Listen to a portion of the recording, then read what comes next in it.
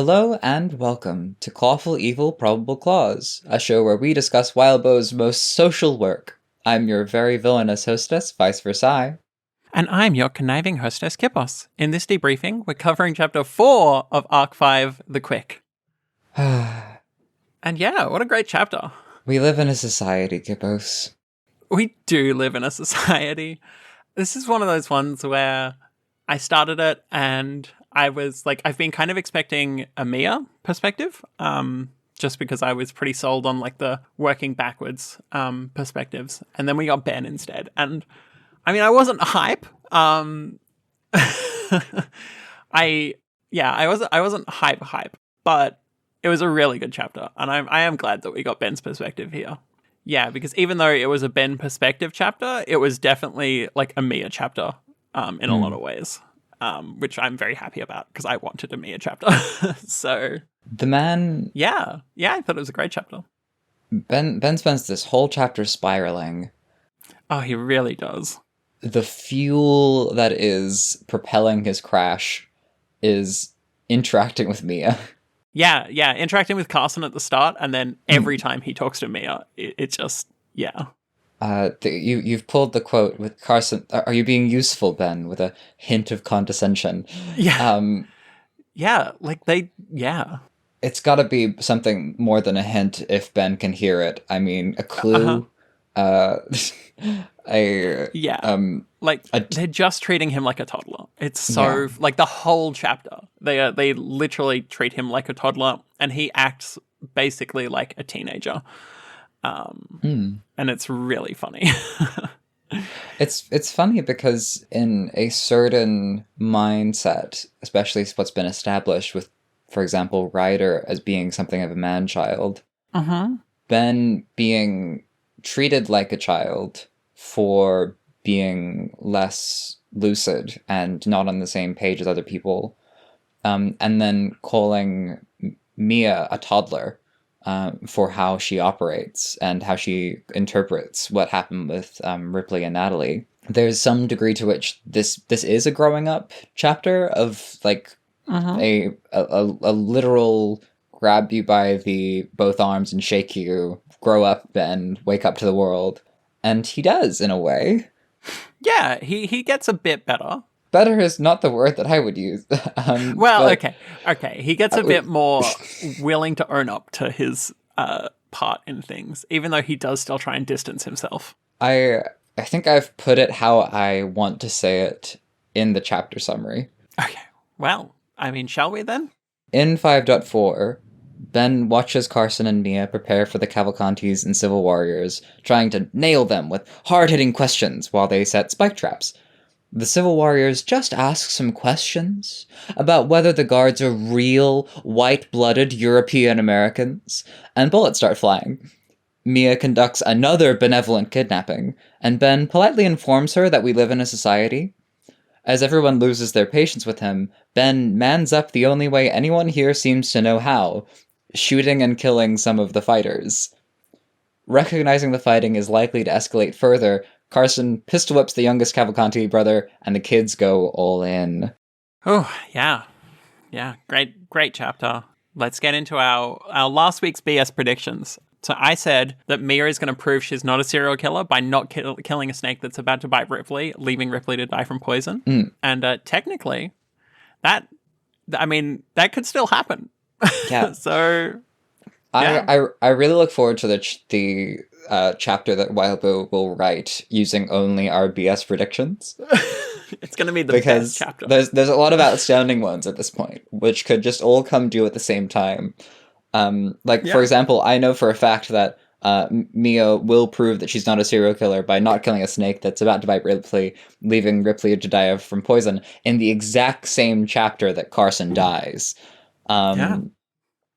But I because of course it hasn't happened yet, but I'm confident. I'm confident it's gonna happen. It's gonna happen. All of our BS predictions are gonna happen. Though I have plentiful reason for believing that one. I think that it's not gonna happen in a chapter like this. I think it's gonna be a Carson perspective as well. So he's probably okay for I don't know. It's been pretty unpredictable. Whose perspective we've had in this last arc. Yeah. Um, Could be even Carson though this, again. it could be Carson again. I think that's going to be his very last anything. Yeah. But none of this is because I don't like the character. I love Carson. I think he's fantastic. And it's part of thinking that he's so fantastic that I know that he's going to die.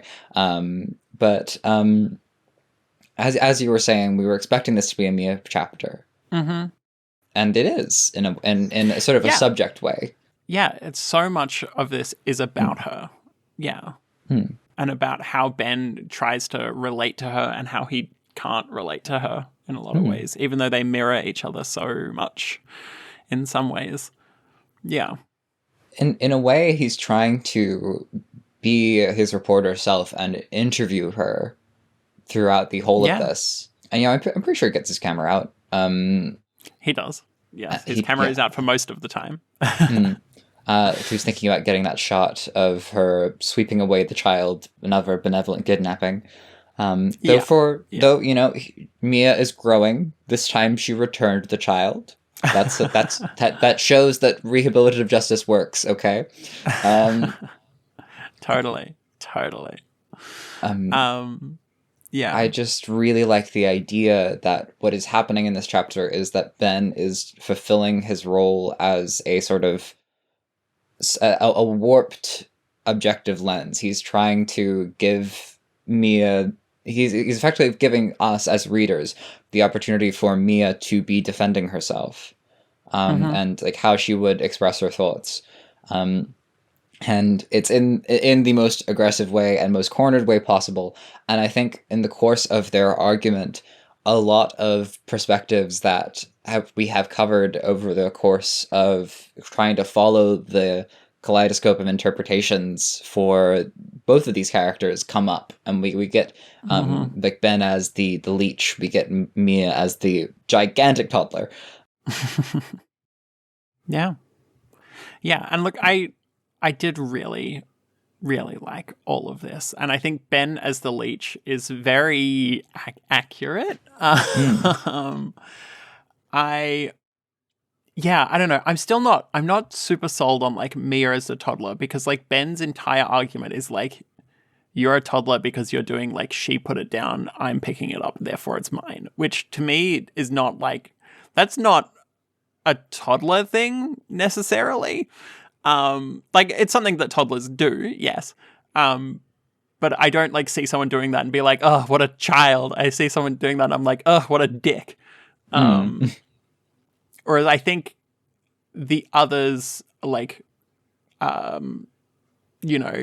hitting back to Ben for being like very childish about this. I do think that rings true because it's like so naive in the sense that he's just like hounding like down one particular track, regardless of the situation. And then also not taking responsibility for anything he's done or like any part of his life or other people's lives that he has been a part of. I'm a big fan of like visceral and highly material symbols of like every component of this description has some intended meaning to it. And for calling Ben a leech, I remember the medical connotation of a leech, which is that by exhuming and like taking out some of the blood, you're supposed to be removing some of the toxins that are gathering. That so says the most archaic and most ineffective forms of medicine. But I think that works very well for what Ben is doing in the case that he believes that he is doing a good and healing deed by recording and by like taking in evidence. But really, he's only creating and taking advantage of vulnerability. We don't really see Natalie as a stronger and more put together person because she was vigorously interrogated about her trauma on multiple occasions and felt the need to be constantly defending herself. The world where Ben is a leech is not the world where Ben is the person that sent Natalie to therapy. And also, like the notion that Ben is a spineless creature, meaning that he has no real initiative or resistance of his own. He may not be objective, but he definitely is passive. He's very passive, and he does move away from the passivity a little. In the only way anyone here in a great way seems to know how. That like the problem with all of the people that are in this chapter, excepting Valentina, is that I mean, she does shoot someone. She does shoot someone, but then at the very end we have this pivot moment for her, and I think that Ben has an influence on that. Yeah. Oh, absolutely, he has. Yeah, I think it's great. I really. It's one of those things where, like, you know, because I mean, we've talked to death about like all of the different characters and stuff, and like, okay, obviously, like these characters are all fictional. Yeah, no shit, but like. So I love it when like Mia and Carson do like mega evil shit. It's fun, it's a blast, etc. But this was one of those things where it's like Valentina choosing to not go in the car with Addie. I'm like, oh, thank God. Like, she doesn't need to be like this, you know, let her live her life. And like, don't feed the darkness. Yeah, so I think it's a very positive outcome for her to choose this after hanging around with Ben for like half the chapter here. It's a huge decision because it really is like unparalleled in terms of like the people in this situation. Everyone here has chosen violence in some way or another. Not a single person here is de-escalating. Even Ben, but in a fit of feeling small and feeling like not just powerless but like incompetent. And useless, he kills people because that's the expectation. And Valentina, it's great that Mia supports the decision after a bit of like making sure. But no one said to Valentina, "You don't have to give in to this dark urge. You do not have to hurt someone else. You can end the cycle of violence. You do not need to take revenge. You can go live your own life." No one said that to her. And Ben doesn't even really know. Highland kind of has pushed her away from it a little. But, that's that's a good catch. In this situation, Highland's here. So exactly. It's Highland's memory of like the things that they discussed, the things that she's experienced. And just now witnessing Ben. And we see what murder does to Ben, right? It hollows out him. It hollows out his entire mind for a moment. He is reeling. I'm honestly, if I could put all the thoughts that are flying through these arcs to a landing point, I would say that I'm really proud of Valentina. I was definitely not proud of her in her perspective chapter near the end, where she was thinking that she would be kind of okay with Highland being like chained up or attacked by Mia and Carson. I was definitely very worried for her then. But I think now that she's had time to like kind of ruminate on what he said and like see someone that's trying to be moral in Ben, I think I'm very proud of the fact that she has chosen to let Addie drive away in a different car. I hope that lasts. Yeah, me too. or is like I hope that's a signal for a big choice that she's making for like her integrity. Yeah, big same. There's in our notes we have a very useful picture, but I think we can get to that as it comes up in the beat by beat. Do you want to go into chronological now? Sure. Yeah, let's go into chronological. So yeah, I really like this where Ben is noting that like Mia has the injury on her hand, and he like curls his own fingers. And like I just enjoy this mirror of them. And so like we know Ben's is like from his paranoia. where obviously that's very much echoing Mia. Whereas Mia's is from her rage. And I don't think she's borrowing from Ben. Like, I don't think she's a mirror to Ben for that. But I do think that Ben is mirroring Mia quite a bit in these. Like, in these last couple of chapters, like, that we've seen him, basically, in this arc. He's been getting, a lot more paranoid, a lot more willing to do violence, unfortunately. Yeah, I noted that and thought it was interesting and cool. I think another element that's here in the injury of the hand is that Ben notes that it's bad enough it made it almost impossible to close his hand even a little. He could curl his fingers somewhat. That's our image of the claw, the image of like the compulsion, the need. But the fact is, but through the comparison, Ben has an injured hand, and that's completely destabilized him. Mia has an injured hand, and she's still typing away. She doesn't even mention it later, when she's talking about shooting. She says, like, I've got an injured shoulder, but she doesn't mention her hand at all as being injured. So, Mia's just better than Ben, I guess. I guess that's how that works. Well, we could talk about resilience, maybe, or like having been through a lot or devoted to a cause, but or maybe Ben's just a bit of a crybaby who hasn't maybe he's really a little baby. Hasn't really had to put up with this sort of thing, and is like very much dwelling on his like personal experiences in what is a very complicated social situation with a lot of other people involved, and not really extending that empathy. But like, also, it seems like he might have like cut open his nerves. Notably extremity of the injury, and within that, it being self-inflicted, through his through that paranoia, whereas Mia's was self-inflicted. Well, I mean, she stuck her fingers in some dude's mouth and beat him to death using that. Like, that was pretty self-inflicted. She could have just hit him. She could have. It's true. It's an unnecessary escalation. Yes.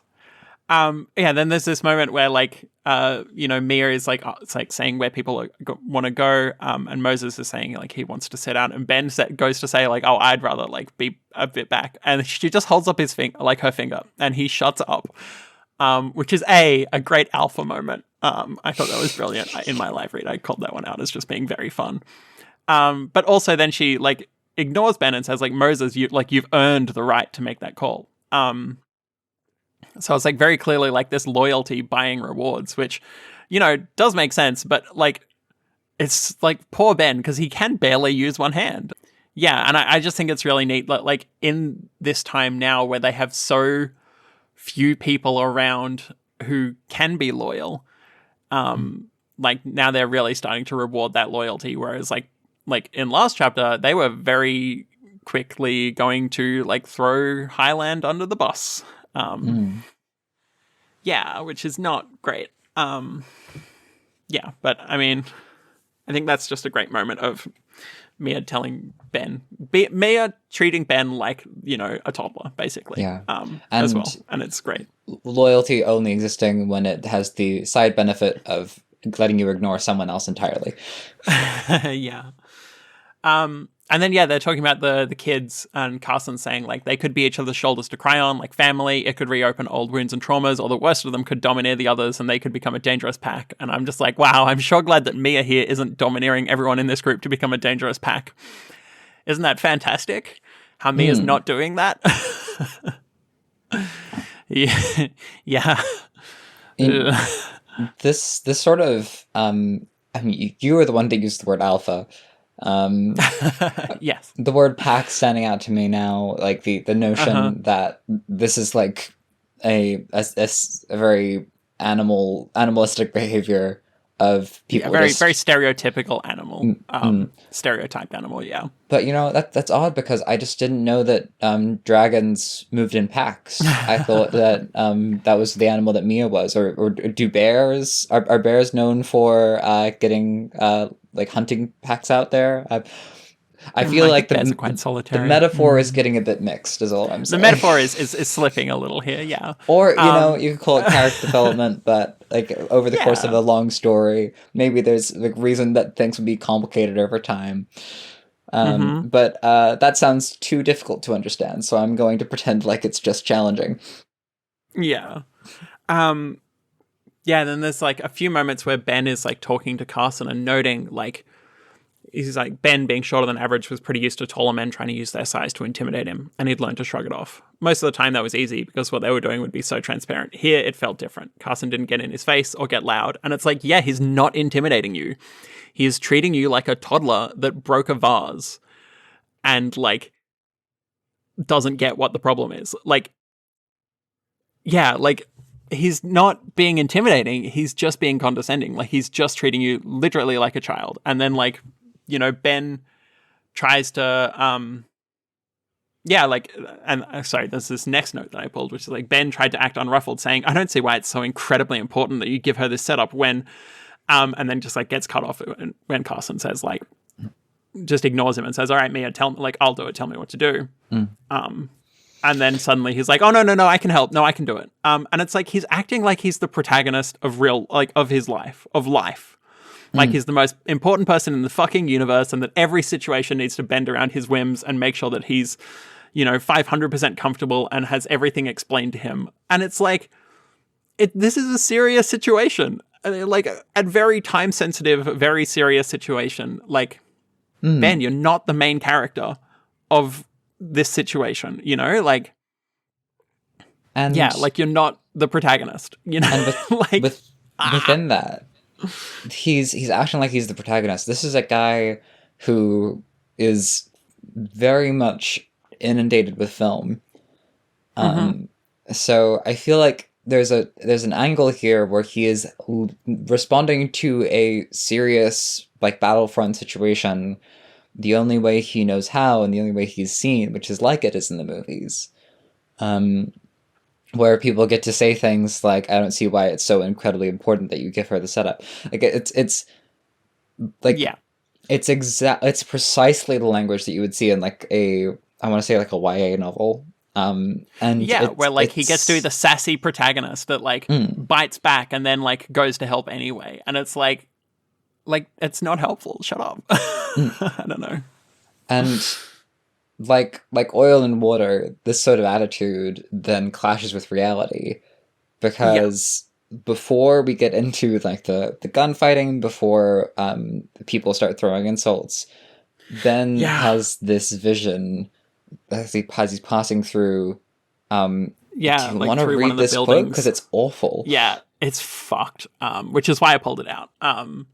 So he's talking about basically a lump in the corner of one of the buildings, and he says someone had died there, maybe a homeless person squatting there. Then they'd lay there long enough for the fat to render, long enough that most of the rats and flies had moved on to greener pastures, not so long ago that the smell had faded.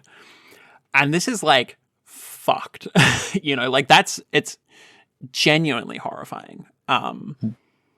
Yeah, like it's such like a slap in the face of reality of like, the world is going to shit. And nobody here is helping, basically. Yeah. There's by the end of this chapter, there's more bodies on the floor.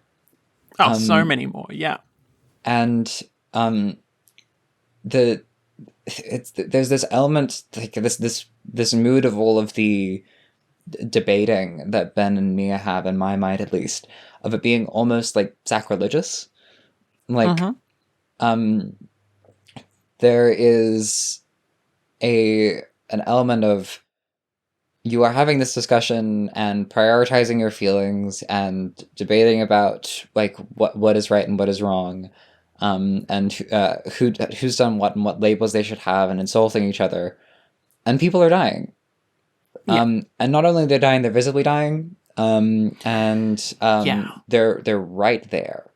People are like literally all around you are getting shot, getting stabbed. And like oil and water, Ben just sort of bounces off of it, or at least at first he bounces off it, and pretty soon he's going to be plunged into it after having Mm-hmm. after having participated in the violence. Yeah. And we see what that does to his head, but we'll get there. Um, Yeah. there's this quote from Mia. Um, Keep moving away from that group, Mr. Jamie. They're itching for a fight, and you're suspicious. Yeah, it's like, I mean, he is suspicious. Like, to be fair, like, I think in my live read, I was like, he's not suspicious. And then, like, reading back over it, I was like, no, okay, he's acting pretty suspiciously. But that doesn't matter. He's not white. Like, that's all that they need. They're fucking white supremacists. Mm. He's not white. Therefore, that's enough for, like, half the crowd to try and beat him to death, basically. Like, yeah. Yeah. You would think you would be more conscious of that. It's Around unclear the very whether open racists. it's unclear whether Mia is like putting it politely, Yeah. um, out of some like let's not acknowledge the elephant in the room kind of Yeah. attitude, or is like not thinking in those terms. Mm-hmm. Either way, if you're dealing with a white supremacist group, that's how they're thinking. That hostility is present in the room with you already, so you can just point it Yeah. out. Yeah. You can just say, you know, they're itching for a fight, and you are not a white person. Therefore, you know, it's yeah. Like, that's the main thing. Let's be honest. It's the suspiciousness is whatever. It's that he's not white. I have a Yeah. weird anecdote where Mm-hmm. I was recently organizing for an event, and some of the people that were helping me organize came up to me to ask me to represent them on a stance, where we had been spoken to about how we were using the bathrooms at the location, Mm-hmm. because there was another group that was there nearby that was also settling down, and were using bathrooms in a gendered way, and we had just sort of clumped around the ones that were next to our where we were sleeping, and everyone in the group was using that bathroom that was next to us. So they sent me wearing a trans belt, and a shirt that says "Woman with Altitude." And I go explain that we would prefer it if we just use the bathroom that's closest to our encampment and you use the one that's closest to yours. And it was really interesting to like, if we're talking about like this sort of elephant in the room situation where the quiet part is as loud as possible. Yeah. Where I walked right up and I suggested the simplest compromise, and then the conversation kind of like it was like a spinning top running out of speed. Like everyone's dialogue just kind of fell out of their mouths, like they were trying to say what conversation they were expecting to have. And then we quickened through the solution, and I got to go home. And it's not that hard just to say that's why they're thinking this way, because they're thinking in terms of gender. We're not. So here's a simple solution. Or in this case, Ben, you're gonna want to avoid the white supremacist group. They might shoot you on sight.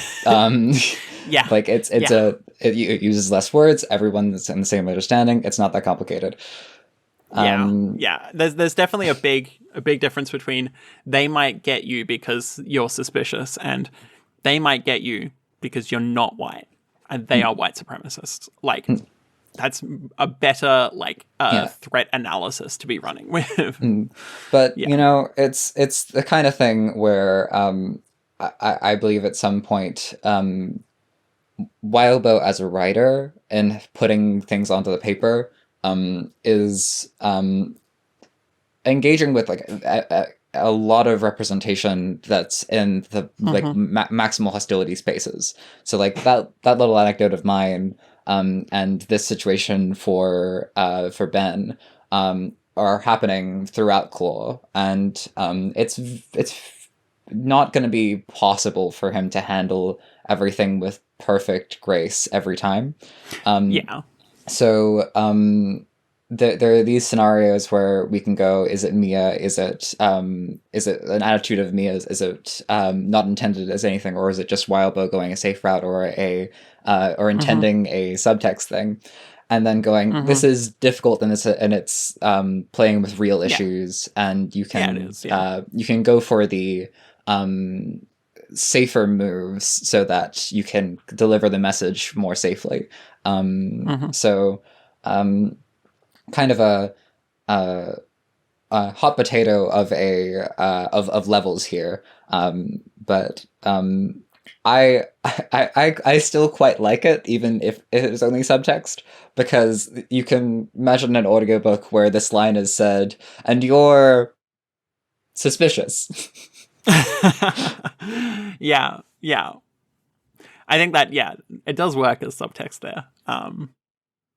Yeah. So, oh, hang on. To be clear, trans flag belt, like around the, like holding up my pants like a big old trans flag, That's what I just got. wrapping. Yeah. To be clear, which I didn't even realize that I was wearing until after the conversation ended. Classic.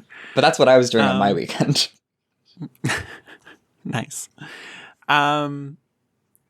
Right. So, yeah. And here we see Valentina shooting her first person. She doesn't kill him because she shoots him like in the stomach, I think, because Mia then kicks the absolute shit out of him and then kicks him into the curb. So Mia might have killed him directly after this. But yeah, I mean, big moment and kind of makes the end of the chapter a little more surprising. Just the way that it looks like Valentina is being pushed further into violence. Yeah, I mean, you know, you really feel for her in this moment. Well, hey, because, you know, she's a teenager. She's experimenting. Yeah. Jesus Christ. I guess she is, yeah. All the adults are doing it. All the adults are doing it, to be fair. Yeah, I don't know. I just thought it was worth pulling out the fact that she, yeah, lined up the shot and pulled the trigger. And didn't seem to hesitate that much. And that's not a good sign for her. But, I mean, she pulls it back a bit at the end of the chapter, but I don't know. She's still in a very muddy place, I think. I'd be very interested. I don't know about I would be. I am very interested in seeing how Valentina, like, how she goes on into the future. I would love an epilogue of Valentina. If she's still alive at the end of the book. Well, it's okay, because Carson dies. It's not Valentina that dies.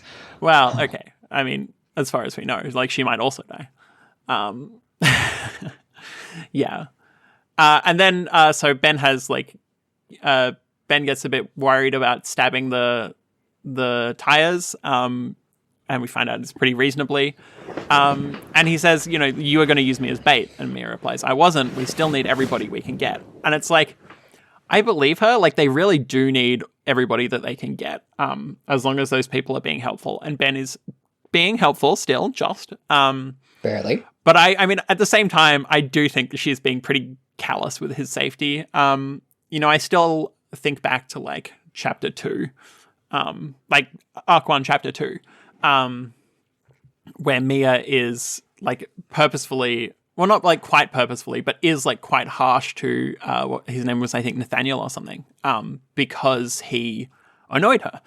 And I'm thinking back to that there, and I'm thinking, like, yes, she's probably kind of not really caring about his safety that much. But, like, as far as, like, using him as bait and, like, being like, oh yeah, he'll probably get, like, shot or stabbed, I don't think she's thinking that. I think she's just like, well, he, like, this would be very helpful for him to do this. And we see, like, later it is very helpful that, like, the tires got popped. So yeah, I don't know. I'm on Mia's side. but I also do think that, you know, she was probably more callous than she should have been. Yes. Yeah. So we did talk about this quickly earlier on, but I'll pull the quote here, which is, seized with alarm at the idea of Mia Hurst taking another child, and with the idea of assault rifles, Ben was momentarily frozen. The cracks of rapid-fire bursts of gunshots stirred him from that paralysis. He found himself raising the camera, injured hand strapped to the side of it. Had he caught a good image of Mia scooping up that little girl? And it's like, you can feel how much he hates her, like, in this moment. Like, he has no even remote level of, like, what is a reasonable thought here. Like, he sees Mia grabbing this kid, and he just thinks, oh, she's stealing another child from a parent. She's not going to do... Like, she's going to grab this child, and she's going to take that child away immediately, and she's going to basically ignore everything else that's happening here to secure this child straight away. And it's like, anybody else seeing that image that he records of, you know, gunfire, like bullets going everywhere, and Mia running out into this crowd of like people, like not even a crowd of people, like bodies on the floor, you know, to grab this little girl and hoist her up onto her shoulder, is going to be like, that woman is an angel that saved this little girl from this middle of this firefight, you know, like he's not working in the space of reality in this. Like, well, I mean, like, obviously, like, she returns the kid to the racist, which, you know, but, like, she objectively does a good thing by, like, saving the child here. Are you suggesting that Mia would have been a better mother if she had adopted that child then and there, so they wouldn't be raised by a racist parent? Oh, Jesus Christ. I'm not going there. Like, I think the maximalist pro Mia stance needs more attention. Oh God! Like, where is the orphanages? Mia's orphanage orphanage? Where's the fourth syllable coming from? Mia's orphanage for benevolently stolen children. Where is that? I think she'd do a great job. But yeah, like, anybody seeing that image or like seeing that video is going to be like, holy shit, this woman just like braved like a firefight to save a kid, and like, there's no world except for the world where you think Mia is literally Satan, where you see that and go, oh my God, she's stealing another child. What? You know? Yeah, like, how do you even, like, make that cut work exactly? Because it's going to be really difficult to cut the firefight out of the, like, and the child standing in the middle of the road. It's like you can't cut that in a way that makes her look evil. You have to, like, your assumption has to be, this is the most evil piece of shit in the world. But and like, then you see that and go, oh, maybe she's stealing that child. But even then, like, come on. Like, well, the thing is, what is happening here is symbolically very obvious, because his hand is despite its injury, is literally strapped to the camera. He is committing hard to what he knows, and the world is just harshly completely mismatched with his perception. I mean, it really is, But like, the thing is, what is happening, and becomes really obvious over the course of the confrontation between the two of them, is that Ben is locked in who Mia is. There isn't any, in his mind, discussion of or gathering of evidence for any alternative from her being this demon and this chronic kidnapper. And the thing is, she is those things and more. There is that capacity, even after having committed those crimes, to be a person worthy of mercy or capable of forgiveness or any of those things, and that is not where Ben's mind is going. He's trying to get more evidence for a fact that he has decided he already knows. I mean, like, because we know, like obviously, because they have this big conversation, and, you know, Mia talks about Tia and Valentina, and like, we know, Tia would have died. 100%. And even if she hadn't set fire. No, she didn't even set fire. Even if she hadn't welded the doors on that place, Tia's parents would have raised him for 18 years and then immediately given him over to be tortured to death, for $500,000 or, you know, whatever. Like, objectively, like, she did the right thing by saving Tia. And same with Valentina here. Like, Valentina is like terrified of her dad and, like, you know, like, her entire family, and she would have gone on to be like part of that and be stuck in that cycle. And she did the right thing by helping to save her, like when she was running away. Like the only one that Mia is not wholesome for is Ripley. Because I mean, obviously she did the wrong thing with Ripley. But I mean, we were talking about this like just before the recording as well, and like the thing with Mia and Ripley, wow, I said that weirdly. The thing with Mia and Ripley, like, and Natalie, is that at the same time that Mia did like, you know, the terribly wrong thing with Ripley, like, she did the right thing for a bit. Like, it would be hard to argue that, you know, seeing a child, like a, you know, 1-month-old child in a hot car and stopping and checking on them is the wrong thing to do. Like, like she just straight up did the right thing. This is about where we get to the photo that we have. Yes, yeah. So this is something that Wildbow posted in the Discord, which is just like straight up just like a timeline of like what happened. Yeah. Which would you like to read it out? Yes. So there's 5 sections in all. There's an unknown time that Mia estimates to be 5 or 10 minutes based on Ripley's condition.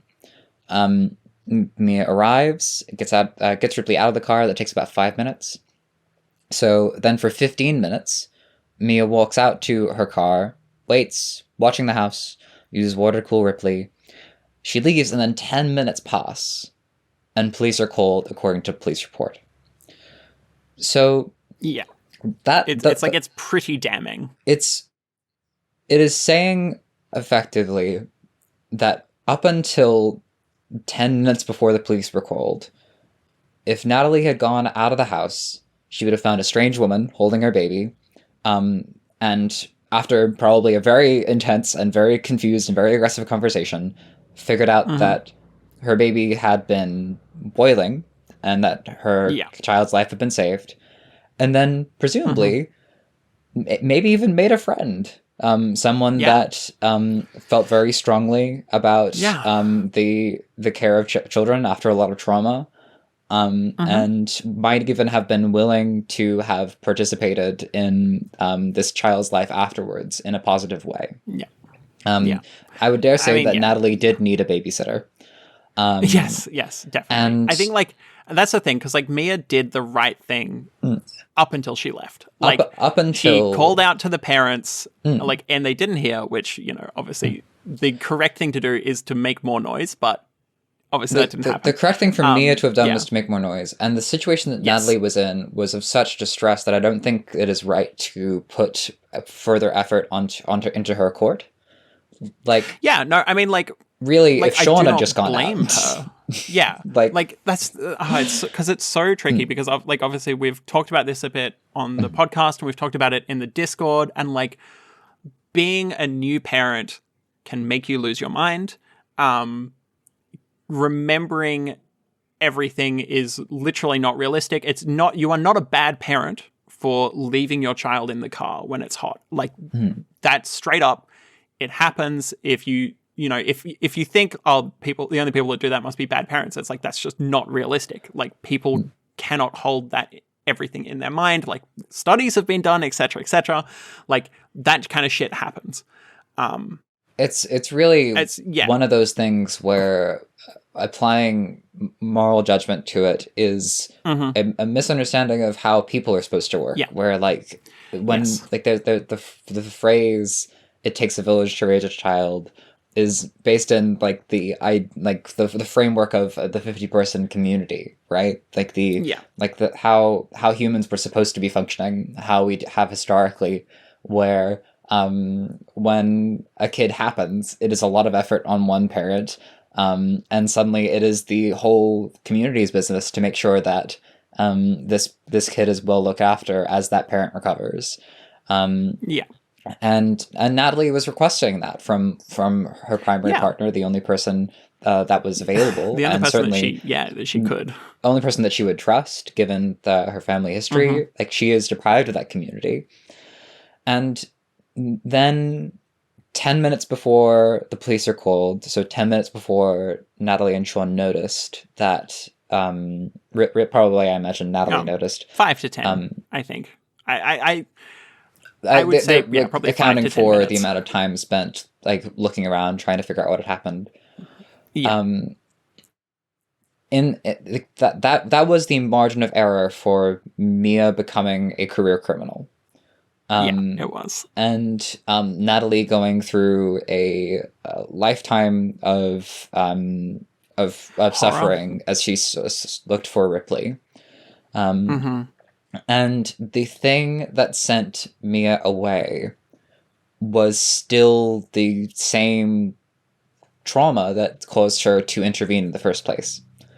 It was that she felt anxious and big and strange, and like any interaction would go poorly. She didn't have the courage to intervene any further than she already had. And so in the same way that her own, like we've seen this now with the flashback from Carson's chapter, the same way that her mother, same injuries that her mother inflicted on her as she, after her head injury, the ones that led Mia to intervene for Ripley's sake, having been very worried about this kind of thing, and attentive to those sorts of needs, also stops her from taking even 10 minutes more just to wait around. And so as Ben is throwing like these accusations and is like digging down on this point that what Mia has done is wrong, I think it's important to understand that in the initial event, there is so little morality involved.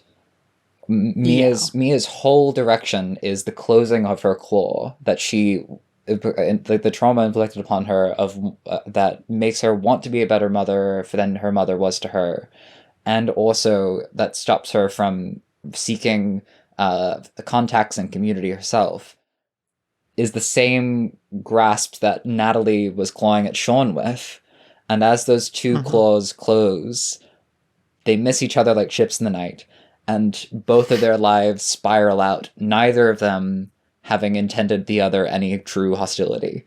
And so Ben's accusation that Mia is being a toddler about this, and Mia's justifications, just like Natalie's justifications about there being less time, Mia's justifications about Natalie being a worse person, all of that is noise to the to this single situation, which was 10 minutes off of being not just good, but like substantially better compared to what has happened since. Yeah, exactly. And it's just kind of, I don't know, it's just kind of sad. Like it's a tragedy. It is. And there's, you've got this whole confrontation where Ben is like hammering Mia with this stuff, and Mia's hammering him back with like being a child and stuff. And it's like they're both right in their own ways. Like Mia has done so much damage to Natalie's life, and like the kind of thing that she has done has made a lot of people more paranoid and worried and all of that. But like at the same time, like Ben is being such a child. Like he's so obsessed with the idea that Mia is the Antichrist that like he can't deal with any of her like points, like anything she says. And, she tells him to like take responsibility, and he tells her to take responsibility. And she says, I am. I mean, she's taking responsibility for the children. She's not taking responsibility for the bad things she's done. Yeah. So that is the difference. But like at the same time, Ben's not taking responsibility for fucking anything. Ben is really using the know you vocabulary of argument. But it is. It's the thing is that he is our very ineloquent representative for the most important stance that Mia is ignoring, which is that we do actually live in a society. It's true. Yeah, but I mean, like, at the same time, like, he says that, but, like, he ignores, like, if he actually thought this, right? If he actually gave a fuck about this, when Eve said, I can help make a documentary that'll point out all of the wrong that's going on in the hospitals and try and help fix it, he would have said, yes, I will help you do that. Instead, he says, no, it won't sell. Like, yes, Ben, you live in a society, and much like Mia, you are making it worse. You are, like, focusing on the paranoia, building the, like, hostility between people, and not trying to fix the systematic issues that are plaguing your fucking society. Like, I hated when he said that, because it's like, everybody else in this story could say we live in a society, and I'd be like, ugh, cringe, but fine. But, like, Ben saying it is like, ugh, cringe, and also fuck you, you are worse. Like, yeah. Ben's, where everyone here is taking these directly, visibly destructive acts, Ben is wasting opportunities. Yeah. And that's a real shame. Yeah, he could do so much good. He could do so much good, and he just doesn't. He just does not do that at all. Does not even consider Eve's offer. Does not even think about how he could make the world a better place. It's Mia, just, yeah. You've got this quote here, Mia really selling the leech metaphor.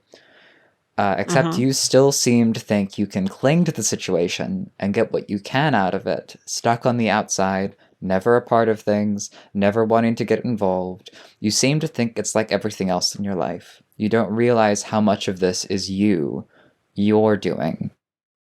Oh, it's so perfect. And it's like, he counters back with like, just because you've seen me on the internet, you don't know me. And it's like, Ben, she just cut you into your soul, dude. Like, she got your ass there. That's 100% you. You can't just hit back and, like, not even consider this as, like, he really tried, like, nuh-uh. Yeah, it's like, nuh-uh.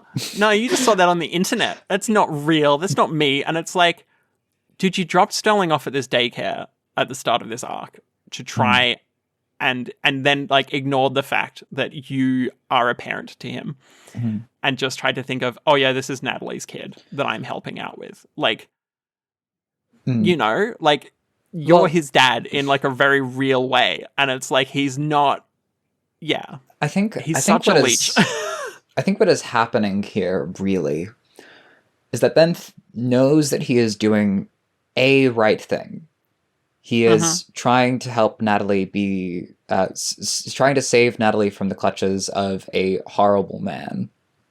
Yes. And furthermore, within that, he is making some very, very defensible decisions, like putting Sterling in the daycare makes complete sense to me. I like we have the comparison of the kid that is in an active firefight. That is not the better alternative. Yeah. No, it is not. And but as he is, like, working with Ryder to deal with criminals, he is expecting that momentum to carry, that he is doing the right thing, so more good things should happen. And he is, in this conversation with Mia, expecting to be able to win the argument. And in that certainty, he doesn't really engage with her. So she draws the conclusions that she thinks, like, give her the most stability, and he doesn't really find an angle to come for her certainty. Like, I think I best like how you put it earlier, Kippos, of how for Mia the word responsibility means responsibility for the kids rather than responsibility for her actions. But he's not a language man. He's not a debater. He's a camera guy. He likes to see how things look and appearances. And so even when Mia is saying something correct about him, his only defense is, you haven't even seen me. Like you don't have sufficient evidence to make that conclusion. It doesn't matter that it's correct. It doesn't matter that it's literally the most accurate thing anybody's ever said about him. And the reciprocal of that, it doesn't matter that Natalie is wrong, that she didn't take as much time, which she does admit to in this conversation, because Mia hates him for that.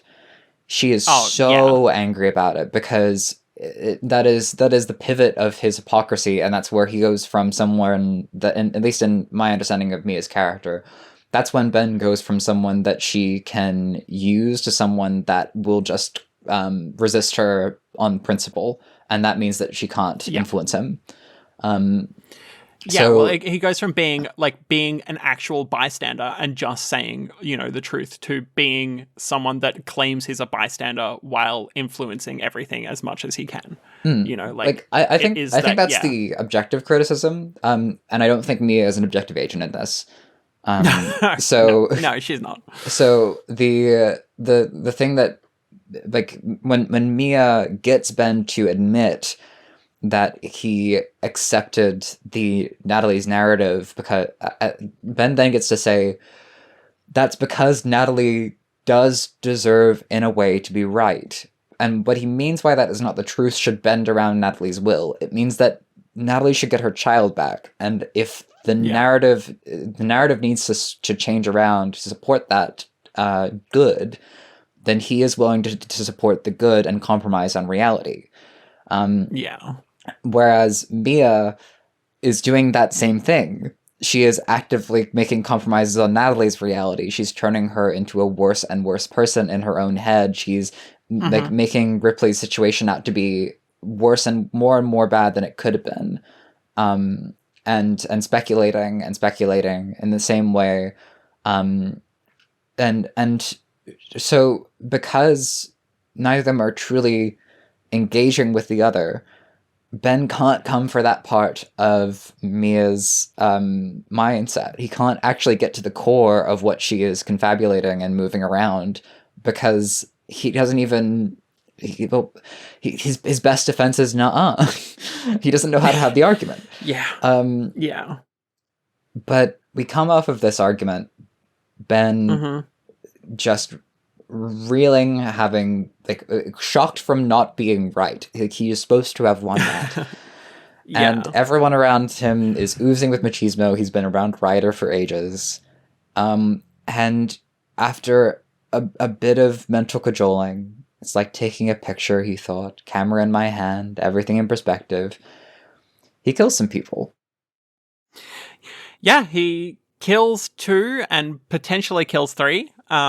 Kills 2 and puts down 1, which is it's intense. And I do really like reading through this, and I just immediately contrasting it with Valentina, in her arc where she causes the Cavalcanti henchman to be killed. And immediately she's like, oh, Highland's making it up. I killed this man. This was me, 100%. I killed this person. I need to sit with that and live with this. And in contrast, Ben's I am just gonna take a photo of these people with my gun. He's divorcing himself from it so much. He's not taking responsibility. Which doesn't... I guess, Well, here's the thing. I don't believe that a human being is supposed to be able to murder another human being easily.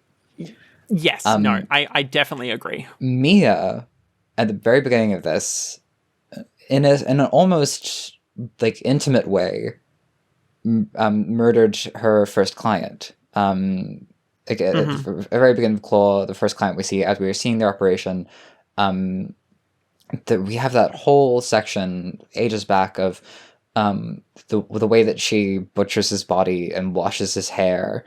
The degree to which she involves herself in the murder, not just the kill, but the aftermath. And we also see Carson's murder of passion. Like Mm-hmm. he feels so much that it roars out of him, and because of the resemblance to his own situation, kills Tyr's parents. Um, and like each of these in Valentina's mind is like closer to what should be done than what Ben has to do here to make murder even possible for him, which is to take away his human feeling and go as cold as possible.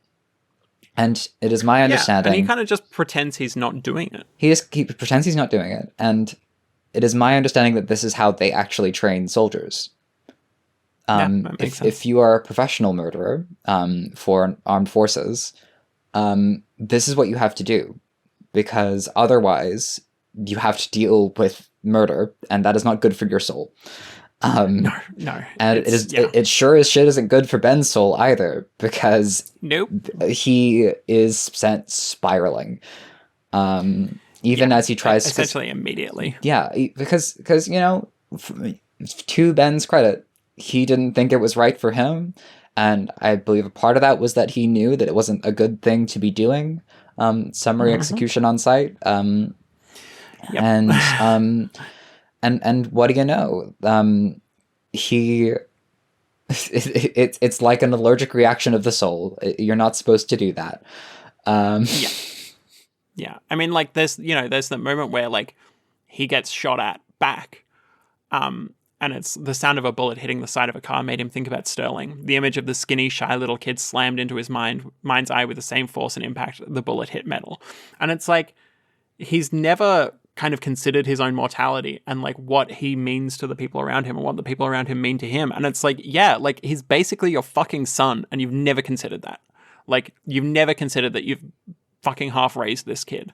And what a time like, for that moment to come present when his life is on the line. Yeah, and it's like the only time he even like considers it, like considers how important his connection to Sterling is, both for him and for Sterling. And it's like, like, I mean, you really like feel for him in this moment, but like, it's like having to suppress his feelings and go into that camera mode causes them to rush out at the first opportunity. Yeah, and it's like this is like the part of the responsibility that Mia was talking about. Like this is him realizing that he's that he can't just be the leech. He can't just be outside, taking things and not really interacting inwards. Like, he is enmeshed in this family. And like, he gives a fuck about Sterling, and Sterling clearly gives a fuck about him. And he's like, I don't know. He's just only coming to realize that now, which is sad, I guess. Yeah. And then, then the Cavalcantis surrender, and obviously we go through with Addie. And we get Valentina's expression of concentration, and the way she exhaled made it seem like she'd come to the decision after Mia's confirmation, not before she'd said anything. And it's like, oh, thank God. Like, you could just feel how much of a fucking, like, wire's edge she was trading with this. Like, she was close to going in that van with Addie and fucking murdering her, probably. And she's been, like, passively witnessing most of the cast for the last few chapters. Taking in Carson's advice of just position yourself where you can make those observations. And the last thing that she sees before making the decision is Carson is about to kill one of her uncles, and that uncle is ready to go. And she hammers the nail right in the head. She understands exactly where her uncle is coming from. It's the need for it to have a purpose. It's finding pride in the pain. And I think what Valentina has connected there is not just for her own situation and her uncle's situation, but for the situation of everyone in the room. This need, the reason that they're committing to violence, committing to criminality, committing to these incredibly dark scenarios is because they kind of have to for their own peace. They need it to have had meaning, the things that they've gone through. And like no one here is really coming at this from a high virtue or freedom fighting stance, unless you want to look at a very warped lens at the Civil Warriors. Most of don't know about that one. I even I would struggle to contort it here. A lot of them are here for very personal reasons, and Valentina, realizing that dark urge that she had been feeling to hurt Addie further and want her to not be okay, is the exact same force that is in her uncle as he is ready to die for not his cause, but just Davy's whim. As treating it as though it was a cause, as though it were a higher calling, as though it had some vast meaning. In the same way that like Ben has now, like, what I really do think that in him pulling the trigger and killing those two people, the essence, even with like Ryder supporting that, the essence was of like, I want to be more than a leech. I want to have a spine. I want to like affect the world in a way, and this is the thing that I can do right now, and it doesn't help. And so Valentina sees that, she sees her uncle, and she realizes that she could just stop. And I am so proud of her. So proud. Yeah. I mean, we didn't actually, I didn't pull out that, like, they've already taken a piece of Ripley, which is like, oh, Jesus Christ. Poor fucking Ripley. Horrifying. Yeah. Yeah, you hate to see it. You hate to see it, and I really, really, really hope that that's not what's happened. But I think it is what's happened. I think that makes sense to me. I think it's being told to us straight. Yeah. Then again, I do think the more fucked up thing to happen would be that Davy is trying to raise Ripley. But I don't know how you can accomplish that in this world with so little time. Yeah. That was probably not realistic. Although it is fun. He might threaten it. That could be interesting. But horrifying. It's the stakes already leapt up several stages. Our cameraman has had to kill someone. Our teenager has decided to shoot and kill and has ripped someone's face open, and then recognized that she doesn't actually want to follow this profession. It could really happen that Ripley has been mutilated. Yeah, I mean, I think it's true. I don't see any reason to doubt it. Basically, it's very much in line to take that first piece and then save the rest for when it can be more dramatic. Yeah. Okay. Should we do our bold and specific predictions? Indeed. Okay, so my bold and specific prediction for this week is that after this, Ben and Ryder will grab Mum, kill Phil, go down to the pub, and wait for all of this to blow over. I gotta rewatch that movie. It's so good. For me, I think that there's gonna be a Bendemption arc. I like it. I hope so. I think some part of it will involve making a very different documentary. Yeah. I hope so. Yeah. I think with his powers of documentary, he can do good. I hope it's not pointed in the same way that it was planned to be pointed, because I do not think that will do any good. Yeah. Okay, so mentions.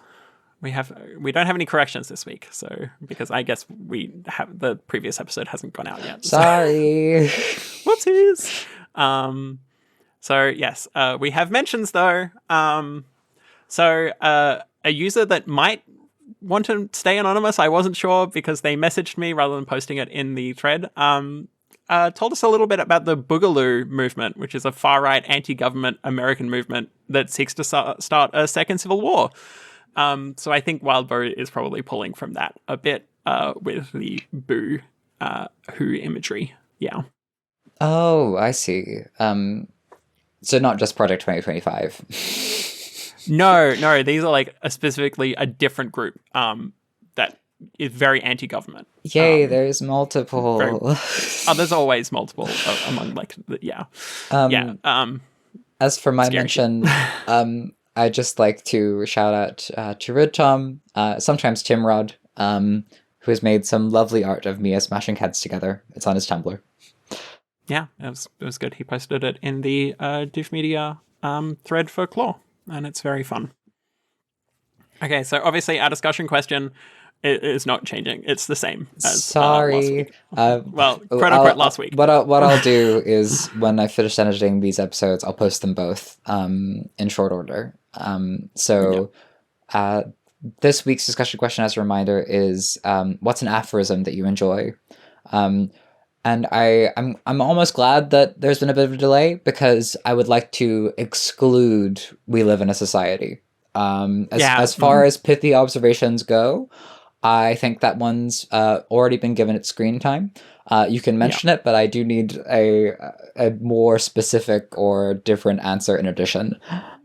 Yeah, I think that's a good call. I think no, we live in a society allowed. Yeah. Okay. And that's our show. Ta-da! Check out Wildbow's Patreon at patreon.com/Wildbow. This is his violent and complex gang war. We're just questioning the guards out front. And please give us a rating and a review on the podcatcher of your choice. If you want to chat to us about the show or follow along with live reads, check out our channel on the Doof Media Discord. Find the invite link at doofmedia.com/Discord. All right. Thank you, everybody. Bye for now.